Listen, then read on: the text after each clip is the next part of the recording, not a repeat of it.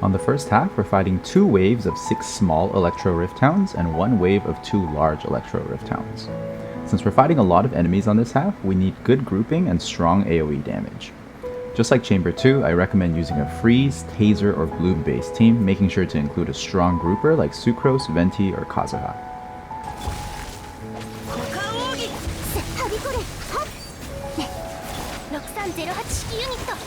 The biggest concern when fighting Rift Hounds is their corrosion mechanic, which is a stacking debuff that gets applied each time you get hit by a Rift Hound. For each stack of corrosion you have, all party members lose a percentage of their max HP per second, and this damage does go through shields. To counteract this effect, you need to bring a healer that can heal your entire team simultaneously. Shields and single target heals like Bennett's Burst won't be as useful here, and instead things like Prototype Amber or Barbara's Burst are better for this fight. Because of this, you might also notice that I sprint a lot more than normal in this fight.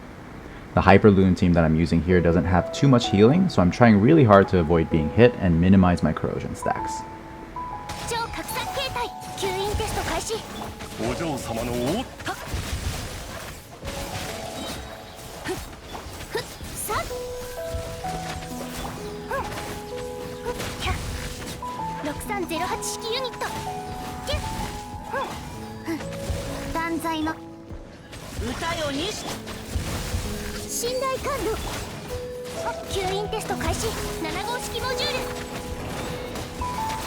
The Rift Hounds also have a Rage Bar that fill up when they take Electro damage. When the Rage Bar fills up completely, their Electro res drops significantly, but they also become enraged and end up dashing around a lot more. If you're having a hard time dealing with their mobility, avoid using Electro on your team and try using a Freeze or Burgeon team instead.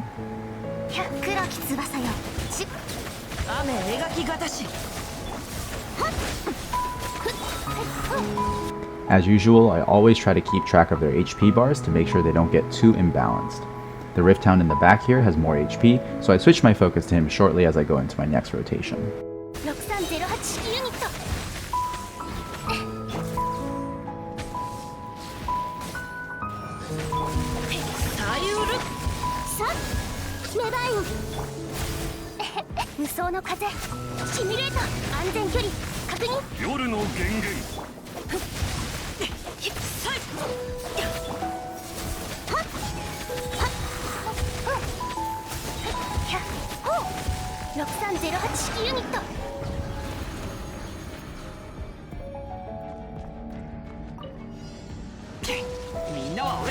On the second half, we're fighting the Thunder Manifestation, a boss that is notorious for giving a lot of players a hard time in the Spiral Abyss.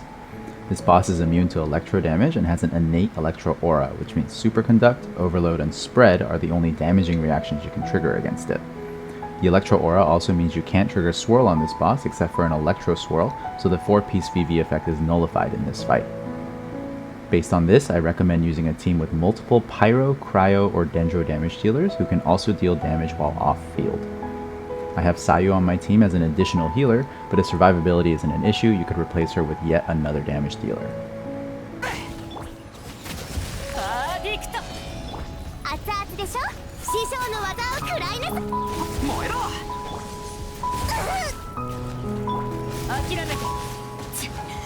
When the boss reaches about 75% HP, it'll enter an enraged state and expand its moveset.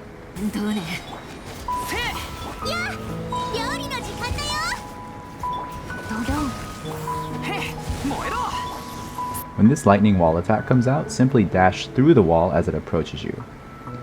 You won't take any damage since you gain some iframes while dashing, and it saves a lot more time than trying to run out parallel to the walls. When the boss spins and winds up like this, it's about to use a spinning dash attack.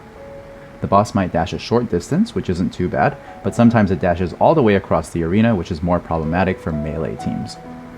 When this happens, it might be tempting to chase the boss down, but most often it'll use maybe one attack and then teleport back to the center of the arena.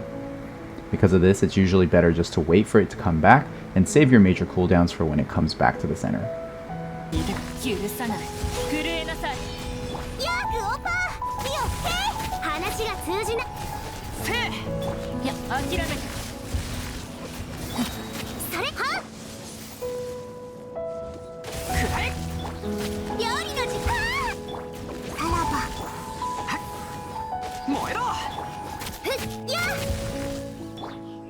At this point, the boss hasn't used either its long dash or its lightning cage, so I stall here a little bit to make sure we can see those moves before clearing this chamber.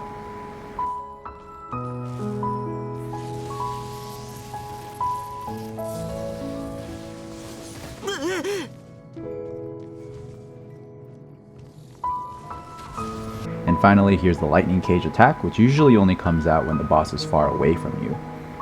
It'll charge up for a little bit and then summon a lightning cage that follows you around and continuously deals damage for about 7 seconds. It does deal a lot of damage, but you'll lose a lot of time and usually end up in a bad position if you try to outrun it.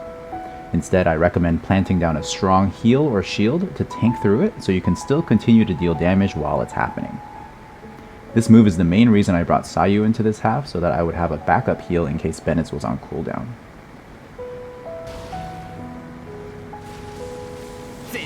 As I mentioned earlier, it's usually better to save your cooldowns until the boss resets back to the center. If you use your bursts at the edge of the arena, you may end up wasting them if the boss teleports back shortly after.